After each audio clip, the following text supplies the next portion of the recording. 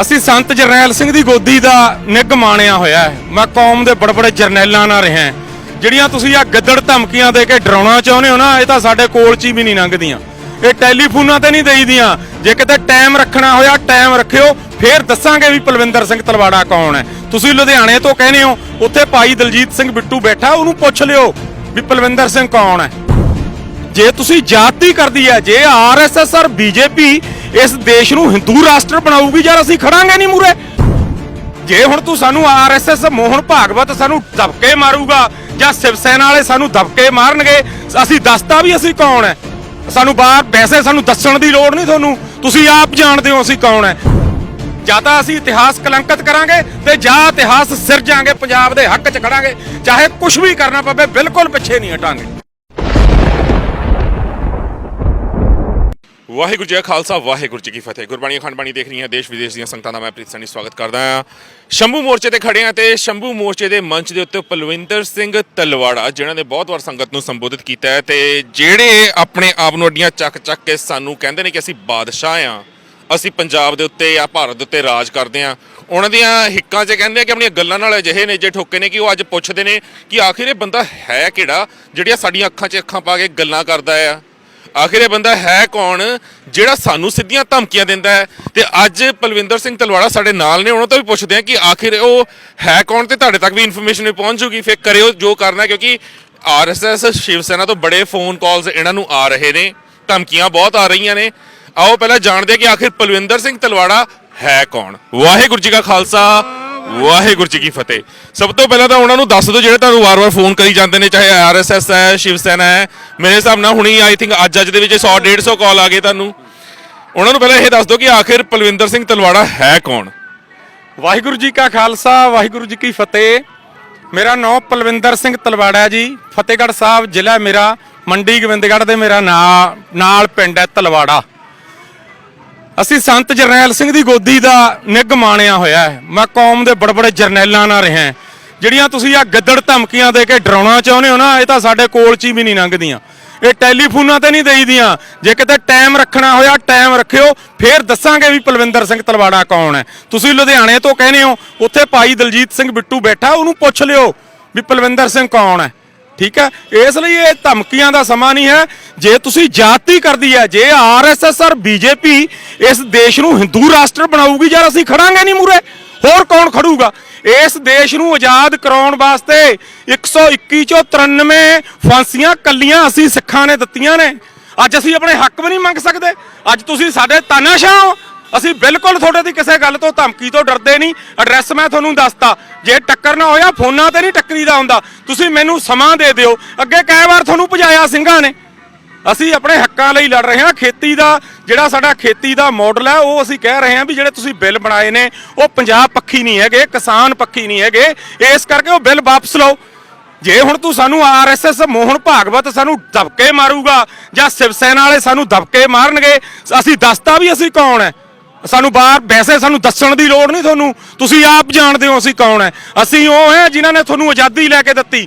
ਸਾਡੇ ਗੁਰੂ ਨੇ ਆਪਣਾ ਸੀਸ ਦੇ ਕੇ ਤੁਹਾਨੂੰ ਬਚਾਇਆ। ਤੁਸੀਂ ਸਾਡੇ ਲਈ ਯਾਰ ਅੱਜ ਤੱਕ ਕੀ ਕੀਤਾ, ਇਹ ਦੱਸੋ ਮੈਨੂੰ। ਕਰਿਆ ਕੁਛ ਸਿੱਖਾਂ ਲਈ? ਕਦੇ ਪੰਜਾਬ ਲਈ ਕਰਿਆ ਤੁਸੀਂ? ਸਾਨੂੰ ਯਾਰ ਤੁਸੀਂ ਘਸਿਆਰੇ ਬਣਾਉਣ ਲੱਗੇ ਹੋ, ਅਸੀਂ ਖੜਾਂਗੇ ਨਹੀਂ। ਪੰਜਾਬ ਆਪਣੀ ਹੋਂਦ ਦੀ ਲੜਾਈ ਲੜ ਰਿਹਾ ਹੈ। ਅਸੀਂ ਆਪਣੇ ਫਲਸਫਿਆਂ ਲਈ ਲੜ ਰਹੇ ਹਾਂ। ਅਸੀਂ ਆਪਣੇ ਪੰਜਾਬ ਦੇ ਨੌਜਵਾਨਾਂ ਦਾ ਭਵਿੱਖ ਲਈ ਲੜ ਰਹੇ ਹਾਂ। ਅਸੀਂ ਆਪਣੀਆਂ ਫਸਲਾਂ ਲਈ ਲੜ ਰਹੇ ਹਾਂ। ਅਸੀਂ ਇਸ ਵਾਤਾਵਰਣ ਲਈ ਲੜ ਰਹੇ ਹਾਂ। ਅਸੀਂ ਆਪਣੇ ਪਾਣੀ ਬਚਾਉਣੇ ਨੇ। ਅਸੀਂ ਆਪਣਾ ਅਨੰਦਪੁਰ ਸਾਹਿਬ ਦਾ ਮਤਾ ਲਾਗੂ ਕਰਾਉਣਾ ਹੈ। ਅਸੀਂ ਖੁਦ ਮੁਖਤਿਆਰੀ ਲੈਣੀ ਹੈ। 1947 'ਚ ਜਿਹੜੀ ਸਾਡੇ ਨਾਲ ਗੱਲ ਕੀਤੀ ਸੀ, ਉਹ ਪੂਰੀ ਕੋਈ ਨਹੀਂ ਕਰੀ। ਪੰਜਾਬ ਨੂੰ ਬਰਬਾਦ ਕਰਨ ਲੱਗੇ ਹੋ ਤੁਸੀਂ। ਉਲਟਾ ਸਾਨੂੰ ਡਰਾਉਣੇ ਹੋ ਜੇ ਅਸੀਂ ਹੱਕ ਮੰਗਦੇ ਹਾਂ। ਬਿਲਕੁਲ ਅਸੀਂ ਤੁਹਾਡੇ ਤੋਂ ਡਰਦੇ ਨਹੀਂ, ਤੁਹਾਨੂੰ ਇੱਥੋਂ ਸਪਸ਼ਟ ਕਹਿ ਦਈਏ। ਤੁਹਾਨੂੰ ਦੱਸ ਦਈਏ ਕਿ 1984 ਤੋਂ ਬਾਅਦ ਪਲਵਿੰਦਰ ਸਿੰਘ ਤਲਵਾੜਾ ਉਹ ਨੇ ਜਿਹਨਾਂ ਨੇ ਜੇਲ੍ਹਾਂ ਵੀ ਕੱਟੀਆਂ ਨੇ, ਬੰਦੀ ਸਿੰਘਾਂ ਦੇ ਨਾਲ ਵੀ ਰਹੇ ਨੇ, ਸਰਕਾਰਾਂ ਦੀ ਤਸ਼ੱਦਦ ਵੀ ਝੱਲੀ ਹੈ। ਤੇ ਅੱਜ ਇਹ ਸਿੱਖ ਕੌਮ ਦੀ ਝੋਲੀ ਵਿੱਚ ਕਹਿ ਸਕਦੇ ਹਾਂ ਕਿ ਪਰਮਾਤਮਾ ਨੇ ਉਹ ਹੀਰਾ ਪਾਇਆ ਹੈ ਜਿਹੜਾ ਸ਼ੰਭੂ ਮੋਰਚੇ ਤੇ ਖੜਾ ਹੋ ਕੇ ਕਹਿੰਦਾ ਹੈ ਕਿ ਜੇਕਰ ਕੱਲ ਨੂੰ ਕੁਰਬਾਨੀਆਂ ਦੇਣ ਦੀ ਸਾਨੂੰ ਲੋੜ ਪਈ ਤਾਂ ਪਹਿਲੀ ਕਤਾਰ ਵਿੱਚ ਇਹ ਸਾਨੂੰ ਨਜ਼ਰ ਆਉਣਗੇ। ਤੇ ਇਹਨਾਂ ਤੇ ਅਸੀਂ ਉਹ ਭਰੋਸਾ ਕਰ ਸਕਦੇ ਹਾਂ ਕਿ ਇਹ ਵਾਕਈ ਹੀ ਪਹਿਲੀ ਕਤਾਰ 'ਚ ਖੜੇ ਹੋਣਗੇ। ਉਹਨਾਂ 84 ਦੇ ਗੱਦਾਰਾਂ ਵਾਂਗੂ ਨਹੀਂ ਹੋਣਗੇ ਜਿਹੜੇ ਹੱਥ ਖੜੇ ਕਰਕੇ ਬਾਹਰ ਆ ਗਏ ਸੀ। ਉਹ ਕਿਉਂਕਿ ਅਹੁਦਿਆਂ ਦੇ ਭੁੱਖੇ ਸੀ। ਇਹ ਮਿੱਟੀ ਨਾਲ ਮਿੱਟੀ ਹੋਣ ਵਾਲੇ ਕਿਸਾਨ ਨੇ, ਇਹ ਉਹ ਨੌਜਵਾਨ ਨੇ ਉਸ ਵੇਲੇ ਦੇ ਜਿਨ੍ਹਾਂ ਨੇ ਪੰਜਾਬ ਦੀ ਜੰਗ ਉਦੋਂ ਵੀ ਲੜੀ ਸੀ, ਅੱਜ ਵੀ ਲੜ ਰਹੇ ਨੇ ਤੇ ਕੱਲ ਵੀ ਲੜਦੇ ਰਹਿਣਗੇ। ਕੱਲ ਵੀ ਪੰਜਾਬ ਵਾਸਤੇ ਖੜੇ ਸੀ ਤੇ ਅੱਜ ਵੀ ਖੜੇ ਨੇ।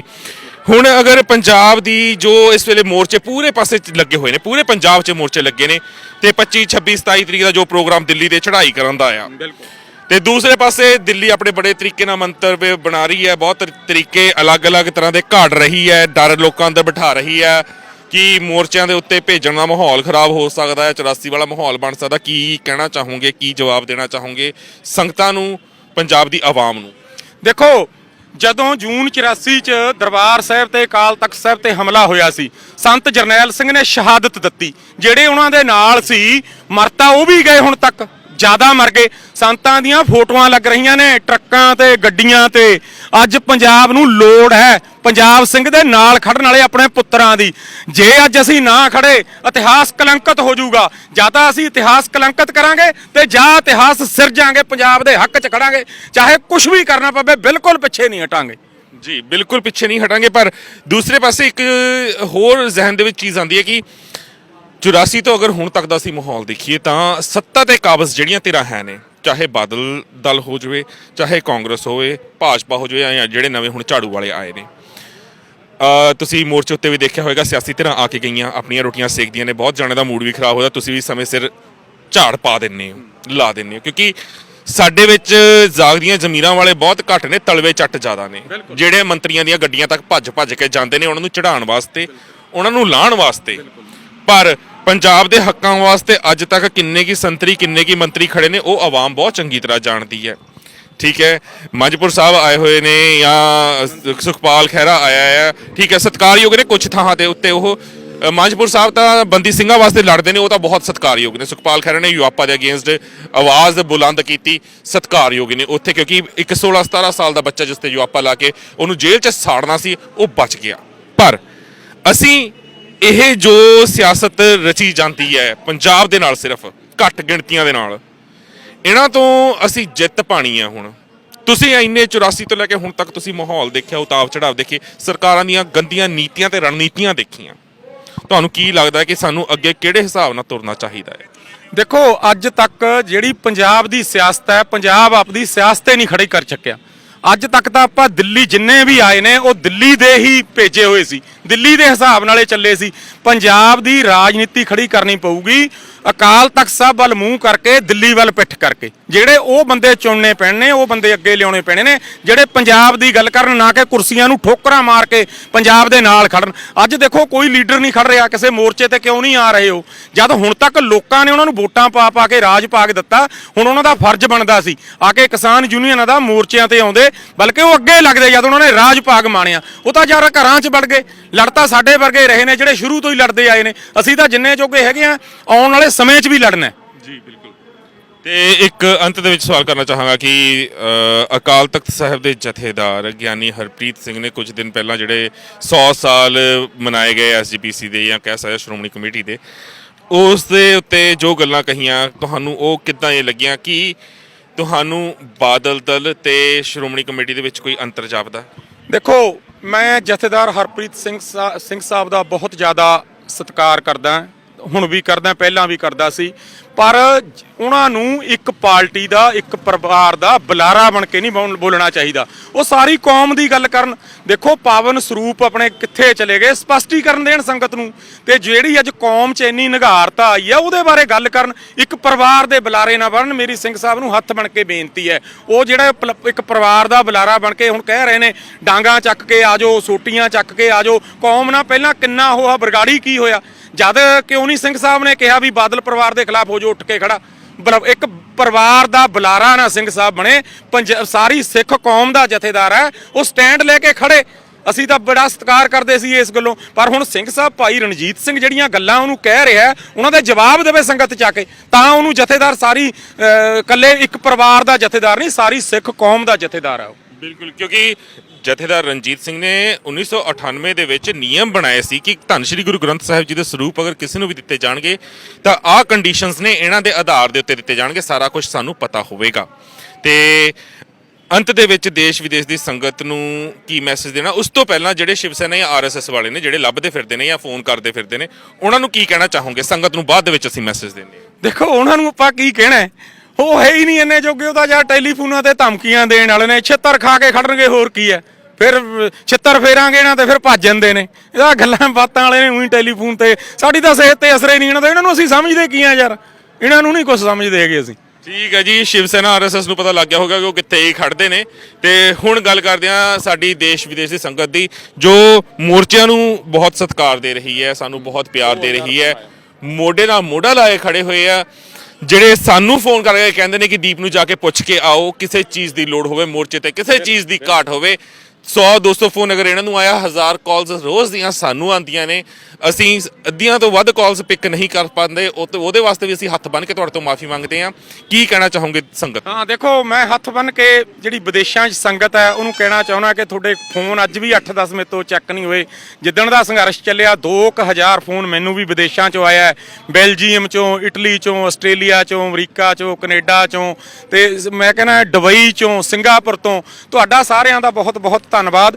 ਇਸੇ ਤਰ੍ਹਾਂ ਤੁਸੀਂ ਵੀ ਪੰਜਾਬ ਦੇ ਪੁੱਤੋਂ, ਜੇ ਪੰਜਾਬ ਤਕੜਾ ਤੁਹਾਡੀ ਬਾਹਰ ਤਾਂ ਹੀ ਟੌਰ ਹੈ। ਸੋ ਮੇਰੀ ਉਰੇ ਜਿਹੜੇ ਲੋਕਲ ਹੈਗੇ ਨੇ, ਇਹਨਾਂ ਸਾਰਿਆਂ ਨੂੰ ਬੇਨਤੀ ਆ, ਜਿਹੜੇ ਪੰਜਾਬ ਪੱਖੀ ਨੇ, ਘਰਾਂ 'ਚ ਨਾ ਬੈਠੋ, ਨਿਕਲ ਕੇ ਆਓ ਮੋਰਚਿਆਂ ਤੇ। ਆਪਾਂ ਪੰਜਾਬ ਲਈ ਸੰਘਰਸ਼ ਕਰੀਏ। ਆਪਣੇ 10 ਗੁਰੂਆਂ ਦੀ ਧਰਤੀ ਹੈ, ਆਪਣੇ ਫਲਸਫੇ ਨੇ ਗੁਰੂਆਂ ਦੇ, ਆਪਣਾ ਐਡਾ ਬੜਾ ਇਤਿਹਾਸ ਹੈ, ਆਪਾਂ ਇੰਨੀਆਂ ਕੁਰਬਾਨੀਆਂ ਕੀਤੀਆਂ ਨੇ ਇਸ ਧਰਤੀ ਲਈ। ਅੱਜ ਇੱਕ ਵਾਰ ਫੇਰ ਪੰਜਾਬ ਦੇ ਨਾਲ ਖੜਨ ਦੀ ਲੋੜ ਹੈ। ਇਹ ਮੇਰੀਆਂ ਤੁਹਾਨੂੰ ਬੇਨਤੀਆਂ ਨੇ ਕਿ ਆਓ ਮੋਰਚਿਆਂ 'ਚ ਨਿਕਲ ਕੇ, ਡਰਨ ਦੀ ਲੋੜ ਨਹੀਂ, ਬਿਲਕੁਲ ਸ਼ਾਂਤਮਈ ਮੋਰਚੇ ਨੇ। ਕੋਈ ਆਪਾਂ ਹਾਲੇ ਜੰਗ ਥੋੜੋ ਲੜ ਰਹੇ ਹਾਂ, ਜੇ ਜੰਗ ਲੜਨੀ ਪਈ ਉਹ ਵੀ ਲੜਾਂਗੇ, ਅਸੀਂ ਤਾਂ ਪਿੱਛੇ ਹਟਦੇ ਨਹੀਂ ਬਈ। ਅਸੀਂ ਆਪਣੇ ਹੱਕਾਂ ਲਈ ਯਾਰ ਲੜ ਰਹੇ ਹਾਂ। ਮੈਂ ਮੀਡੀਆ ਦਾ ਵੀ ਬਹੁਤ ਧੰਨਵਾਦ ਕਰਦਾ। ਮੀਡੀਆ ਨੇ ਬਹੁਤ ਜ਼ਿਆਦਾ ਜਾਗਰੂਕ ਲਿਆਂਦੀ ਆ। ਅਕਾਲ ਚੈਨਲ ਵਾਲੇ ਨੇ, ਅਖੰਡ ਗੁਰਬਾਣੀ ਚੈਨਲ ਵਾਲੇ ਨੇ, ਹੋਰ ਕਾਫੀ ਚੈਨਲਾਂ ਵਾਲੇ ਨੇ, ਸਾਰਿਆਂ ਦਾ ਬਹੁਤ ਬਹੁਤ ਧੰਨਵਾਦ। ਗੁਰੂ ਗ੍ਰੰਥ ਸਾਹਿਬ ਜੀ ਮਹਾਰਾਜ ਅੱਗੇ 2 ਟਾਈਮ ਅਰਦਾਸ ਕਰੀ ਦੀ ਆ ਕਿ ਸੱਚੇ ਪਾਤਸ਼ਾਹ ਪੰਜਾਬ ਦੇ ਇਹਨਾਂ ਮੋਰਚਿਆਂ ਨੂੰ ਜੇਤੂ ਬਖਸ਼ੀ, ਜਿੱਤ ਬਖਸ਼ੀ। ਅਸੀਂ ਫੇਰ ਇੱਕ ਵਾਰ ਜਕਾਰੇ ਛੱਡਦੇ ਹੋਈਏ ਇਸ ਪੰਜਾਬ ਸਿੰਘ ਨੂੰ ਉਹੀ ਪੁਰਾਣਾ ਪੰਜਾਬ ਸਿੰਘ ਬਣਾ ਦਈਏ, ਔਰ ਅਸੀਂ ਪੂਰੀ ਖੁਦ ਮੁਖਤਿਆਰ ਹੋਈਏ। ਅਸੀਂ ਆਪਣੇ ਫਸਲਾਂ ਦੇ ਆਪ ਭਾਅ ਤੈਅ ਕਰੀਏ ਜੀ। ਗੁਰੂਆਂ ਪੀਰਾਂ ਦੀ ਧਰਤੀ ਨੂੰ ਮੁੜ ਅਸੀਂ ਆਜ਼ਾਦ ਕਰਵਾ ਕੇ ਉਸੇ ਨੂੰ ਹਾਰ ਤੇ ਲੈ ਕੇ ਜਾਈਏ ਜਦੋਂ ਸਾਡੇ ਗੁਰੂਆਂ ਦੇ ਵੇਲੇ ਸੀ। ਤੇ ਅੰਤ ਦੇ ਵਿੱਚ ਮੈਂ ਇੰਨਾ ਹੀ ਕਹਿਣਾ ਚਾਹਾਂਗਾ ਦੇਸ਼ ਵਿਦੇਸ਼ ਦੀ ਸੰਗਤ ਨੂੰ ਕਿ ਅਸੀਂ ਹਮੇਸ਼ਾ ਦੂਜਿਆਂ ਦੀਆਂ ਛੋਟੀਆਂ-ਛੋਟੀਆਂ ਗੱਲਾਂ ਸੁਣ ਕੇ ਬਹੁਤ ਜਲਦੀ ਆਪ ਬੁੱਧੂ ਬਣ ਜਾਂਦੇ ਹਾਂ। ਜੋ ਵੀ ਅਕਾਲ ਤਖਤ ਸਾਹਿਬ ਦੇ ਜਥੇਦਾਰ ਨੇ 2 ਦਿਨ ਪਹਿਲਾਂ ਕਿਹਾ, ਉਸ ਮੰਚ ਉੱਤੋਂ ਅਗਰ ਉਹ ਵਾਕਈ ਹੀ ਜਥੇਦਾਰ ਦੀ ਭੂਮਿਕਾ ਨਿਭਾਉਂਦੇ ਤਾਂ ਸਾਹਮਣੇ ਬਾਦਲ ਬੈਠੇ ਹੋਏ ਸੀ, ਇੱਕ ਵਾਰ ਉਹਨਾਂ ਤੋਂ ਇਹ ਸਵਾਲ ਜ਼ਰੂਰ ਪੁੱਛਦੇ ਕਿ ਬਰਗਾੜੀ ਗੋਲੀकांड ਕਿੱਦਾਂ ਵਾਪਰਿਆ। ਆਖਿਰ ਫੋਨ ਕਰਕੇ ਕਿਸ ਨੇ DGP ਪੰਜਾਬ ਨੂੰ ਕਿਹਾ ਸੀ ਗੋਲੀਆਂ ਚਲਾਉਣ ਵਾਸਤੇ? ਆਖਿਰ ਬਰਗਾੜੀ ਵਿੱਚ ਜੋ ਬੇਅਦਬੀਆਂ ਹੋਈਆਂ ਉਹ ਬਰਕਾ ਕਿਸ ਨੇ ਪਾੜ ਕੇ ਸਾਡੇ ਗੁਰੂਆਂ ਦਾ ਸੁੱਟਿਆ ਸੀ? ਉਹਨਾਂ ਨੂੰ ਸਜ਼ਾਵਾਂ ਕਿਉਂ ਨਹੀਂ ਹੋਈਆਂ? ਆਹੀ ਸਵਾਲ ਘੱਟੋ ਘੱਟ ਪੁੱਛ ਲੈਂਦੇ ਤਾਂ ਸ਼ਾਇਦ ਸੰਗਤ ਨੂੰ ਭਰੋਸਾ ਹੋ ਜਾਂਦਾ ਕਿ ਸਰਕਾਰੀ ਜਥੇਦਾਰ ਨਹੀਂ ਹੈ। ਜਿੱਥੇ ਤੱਕ ਰਹੀ 328 ਸਰੂਪਾਂ ਦੀ ਗੱਲ, ਹੁਣ ਤੱਕ ਖੈਰ 360 ਤੋਂ ਉੱਤੇ ਨਿਕਲ ਆਏ ਨੇ ਸਰੂਪ ਉਹਨਾਂ ਦੀ ਗੱਲ। ਉਹਦੇ ਵਾਸਤੇ ਜਥੇਦਾਰ ਨੇ ਇੱਕ ਗੱਲ ਕਹੀ ਸੀ ਕਿ ਸਾਡੇ ਤੋਂ ਹਿਸਾਬ ਮੰਗਣ ਆ ਰਹੇ ਨੇ, ਉਹਨਾਂ ਦਾ ਤਰੀਕਾ ਸਹੀ ਨਹੀਂ ਹੈ। ਤਰੀਕਾ ਤੁਸੀਂ ਦੱਸ ਦਿਓ, ਤੁਹਾਨੂੰ ਚਿੱਠੀਆਂ ਪਾਈਏ, ਤੁਹਾਡੇ ਅੱਗੇ ਆ ਕੇ ਬੇਨਤੀਆਂ ਕਰੀਏ। ਉੱਥੇ ਮੋਰਚੇ ਲੱਗੇ ਸੀ, SGPC ਦੇ ਗੁੰਡਿਆਂ ਨੇ ਡਾਂਗਾ ਚਲਾਈਆਂ ਉਹਨਾਂ ਤੇ, ਔਰਤਾਂ ਤੱਕ ਨਹੀਂ, ਬੀਬੀਆਂ ਤੱਕ ਨਹੀਂ ਬਖਸ਼ੀਆਂ। ਫਿਰ ਤੁਸੀਂ ਐਵੇਂ ਕਰੋ, ਇੱਕ ਵਾਰ ਜਨਤਕ ਹੋ ਕੇ ਇੰਟਰਵਿਊ ਜ਼ਰੀਏ ਜਾਂ ਆਪਣੀ ਵੀਡੀਓ ਜ਼ਰੀਏ ਤਰੀਕਾ ਸੰਗਤ ਨੂੰ ਦੇਸ਼ ਵਿਦੇਸ਼ ਦੀ ਨੂੰ ਦੱਸ ਜ਼ਰੂਰ ਦੇਣਾ ਕਿ ਕਿਸ ਤਰੀਕੇ ਦੇ ਨਾਲ ਸੰਗਤ ਤੁਹਾਡੇ ਕੋਲੋਂ ਹਿਸਾਬ ਪੁੱਛੇ ਕਿ ਅਗਰ 360 ਤੋਂ ਵੱਧ ਸਰੂਪ ਗਾਇਬ ਨੇ, ਉਹ ਗਏ ਕਿੱਥੇ ਸ਼ਿਸ਼ੋਭਿਤ ਨੇ? ਕਿਉਂਕਿ ਤੁਹਾਨੂੰ ਪਤਾ ਹੈ ਰਾਜਾ ਸਾਸੀ 에ਅਰਪੋਰਟ ਤੋਂ 2 ਦਿਨ ਪਹਿਲਾਂ ਜਿਨ੍ਹਾਂ ਦੇ ਸਿਰ ਤੇ ਦਸਤਾਰਾਂ ਬੰਨੀਆਂ ਹੋਈਆਂ ਸੀਗੀਆਂ, 2 ਸਰੂਪ ਸੂਟਕੇਸ 'ਚ ਪਾ ਕੇ ਪੂਨੇ ਲੈ ਕੇ ਜਾਂਦੇ ਪਏ ਸੀ, ਉਹਨਾਂ ਨੂੰ ਵੀ ਥਾਣੇ ਪਹੁੰਚਾਇਆ ਸਿੰਘਾਂ ਨੇ। ਹੁਣ ਅਗਰ ਫੇਰ ਵੀ ਤੁਸੀਂ ਜ਼ੁਬਾਨ ਬੰਦ ਕਰਕੇ ਰੱਖੋਗੇ, ਮੂੰਹ 'ਚ ਘੁੰਗਣੀਆਂ ਪਾ ਕੇ ਰੱਖੋਗੇ, ਅਗਰ ਸੋਚੋਗੇ ਕਿ ਸਿੰਘ ਚੁੱਪ ਕਰਕੇ ਬਹਿ ਜਾਣ, ਸਿੱਖ ਚੁੱਪ ਕਰਕੇ ਬਹਿ ਜਾਣ, ਆਪਣੇ ਗੁਰੂ ਦੀ ਹੁੰਦੀ ਬੇਅਦਬੀ ਦੇਖਦੇ ਰਹਿਣ, 300 ਤੋਂ ਵੱਧ ਸਰੂਪ ਜਿਹੜੇ ਗਾਏ ਉਹਦਾ ਹਿਸਾਬ ਨਾ ਮੰਗਣ, 450 ਸਰੂਪ ਕੈਨੇਡਾ ਪਿਆ ਗਲ ਗਿਆ ਉਹਦਾ ਹਿਸਾਬ ਤੁਹਾਡੇ ਤੋਂ ਨਾ ਲੈਣ, ਉਹਦੇ ਦੋਸ਼ੀਆਂ ਨੂੰ ਸਜ਼ਾਵਾਂ ਨਾ ਦੇਣ, ਤਾਂ ਮੈਂ ਇਹ ਕਹਿ ਦਿੰਦਾ ਕਿ ਇਹ ਗੁਰੂਆਂ ਪੀਰਾਂ ਦੀ ਧਰਤੀ ਹੈ ਤੇ ਇੱਥੇ ਗੁਰੂਆਂ ਪੀਰਾਂ ਦੇ ਵਾਰਸ ਹੀ ਨੇ। ਜੇ ਮੱਸਾ ਰੰਗੜ ਦਾ ਗਾਟਾ ਨਹੀਂ ਛੱਡਿਆ ਤੇ ਗਾਟੇ ਤੁਹਾਡੇ ਵੀ ਨਹੀਂ ਰਹਿਣੇ ਜਿਹਨਾਂ ਨੇ ਬੇਅਦਬੀਆਂ ਕੀਤੀਆਂ ਨੇ। ਇਸੇ ਦੇ ਨਾਲ ਅੰਤ ਦੇ ਵਿੱਚ ਇੱਕ ਵਾਰ ਫੇਰ ਤੋਂ ਮੈਂ ਇਹੀ ਕਹਾਂਗਾ ਦੇਸ਼ ਵਿਦੇਸ਼ ਦੀ ਸੰਗਤ ਨੂੰ ਕਿ ਜਥੇਦਾਰ ਹੋਵੇ, ਮੰਤਰੀ ਹੋਵੇ, ਸੰਤਰੀ ਹੋਵੇ, CM ਹੋਵੇ, ਵੋਟਾਂ ਆਣ, ਜੋ ਮੈਨੀਫੈਸਟੋ ਤੁਹਾਨੂੰ ਦਿਖਾਏ ਜਾਂਦੇ ਨੇ ਜੋ ਭਰਮਾਰ ਤੁਹਾਨੂੰ ਪੜ੍ਹਾਏ ਜਾਂਦੇ ਨੇ, ਜੋ ਖੁਆਬ ਤੁਹਾਨੂੰ ਦਿਖਾਏ ਜਾਂਦੇ ਨੇ, ਉਹਨਾਂ ਤੇ ਭਰੋਸਾ ਕਰਨ ਤੋਂ ਪਹਿਲਾਂ ਇੱਕ ਵਾਰ ਅੱਖਾਂ ਬੰਦ ਕਰਕੇ ਅੰਦਰ ਝਾਤੀ ਮਾਰ ਲਿਆ ਕਰੋ ਕਿ ਇਹਨਾਂ ਨੇ ਪਹਿਲਾਂ ਕੀ ਕੁਝ ਕੀਤਾ ਹੈ ਤੇ ਕੌਮ ਨੂੰ ਕੀ ਕੁਝ ਦਿੱਤਾ ਹੈ। ਇੰਨੀਆਂ ਕੀ ਬੇਨਤੀਆਂ ਪ੍ਰਵਾਨ ਕਰਨਾ, ਮੇਰੇ ਤੋਂ ਕੁਝ ਵੱਧ ਘੱਟ ਬੋਲਿਆ ਗਿਆ ਹੋਵੇ ਹੱਥ ਬੰਨ੍ਹ ਕੇ ਮਾਫੀ ਹੈ ਜੀ। ਦਿਓ ਇਜਾਜ਼ਤ, ਬੁਲਾਓ ਫਤਿਹ। ਵਾਹਿਗੁਰੂ ਜੀ ਕਾ ਖਾਲਸਾ, ਵਾਹਿਗੁਰੂ ਜੀ ਕੀ ਫਤਿਹ। ਸਿੱਖ ਧਰਮ ਦੀ ਹਰ ਗਤੀਵਿਧੀ ਅਤੇ ਗੁਰਬਾਣੀ ਵਾਸਤੇ ਹੁਣੇ ਸਬਸਕ੍ਰਾਈਬ ਕਰੋ ਗੁਰਬਾਣੀ ਅਖੰਡ ਬਾਣੀ ਅਤੇ ਨੋਟੀਫਿਕੇਸ਼ਨਸ ਵਾਸਤੇ ਬੈਲ ਨੂੰ ਰਿੰਗ ਕਰੋ।